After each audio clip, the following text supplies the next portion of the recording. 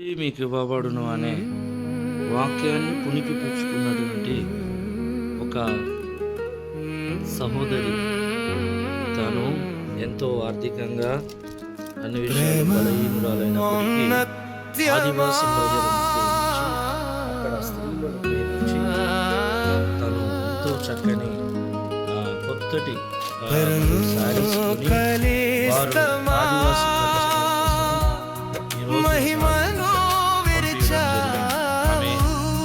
పెద్ద ఉద్యోగస్తురాలు కాదు, సంపాదకురాలు కూడా తను కాదు. ఏదో చిన్న భోజనశాల నడుపుకునేటటువంటి వ్యాపారం చేసుకునేటువంటి సహోదరి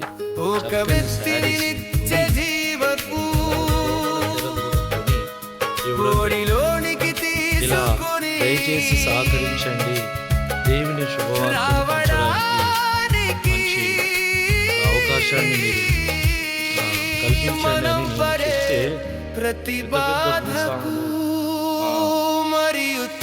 24 గంటల్లో రోజు బిర్యానీ తినేటటువంటి ఒక్కరు కూడా స్పందించలేకపోవడం దురదృష్టకరం. దేవుడు వాళ్ళను దీవించిన కొలది తినమని కాదు సంపాదించడం. దేవుడు ఇతరులకు ఇకనైనా మేల్కొని ఒక బలమైన కార్యం బట్టి దేవుని స్తుతిస్తూ మా స్టేటస్ తదితర విషయాలు తెలుసుకున్నప్పుడు కూడా స్పందించి ముందుకు వస్తే తప్పక మీ ధర్మ కార్యాలు దేవుడి సన్నిధికి చేరుతాయని ప్రభు పేరుతో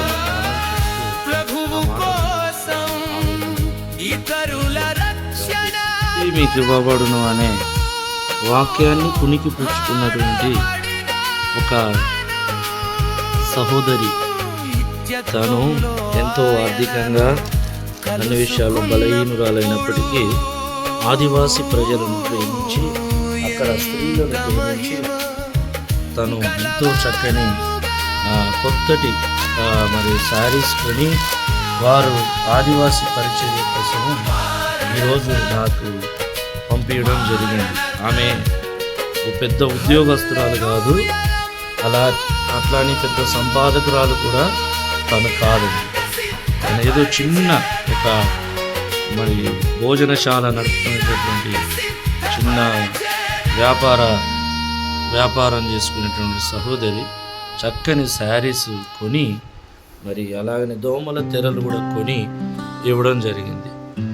ఇలా దయచేసి సహకరించండి, దేవుని శుభవార్తను పంచడానికి మంచి అవకాశాన్ని మీరు కల్పించండి అని నేను చెప్తే, పెద్ద భూస్వాములు 24 గంటల్లో రోజు బిర్యానీ తినేటటువంటి ఒక్కరు కూడా స్పందించలేకపోవడం దురదృష్టకరం. దేవుడు వాళ్ళను దీవించిన కొలది తినమని కాదు సంపాదించుకోమని కాదు, కానీ దేవుడు ఇతరులకు ఇవ్వమని చెప్తున్నాడు. దయచేసి ఇకనైనా మేల్కొని ఒక బలహీనురాలు చేసిన ఈ బలమైన కార్యాన్ని బట్టి దేవుని మా స్టేటస్ తదితర విషయాలు చూస్తున్న స్పందించి ఈ రీతిగా తప్పక మీ ధర్మ కార్యాలు దేవుని సన్నిధికి చేరుతాయని ప్రభు పేరిట మీకు మనవి చేస్తూ నా మాటలు ముగిస్తున్నాను. ఆవేదన. Thank you. God bless you.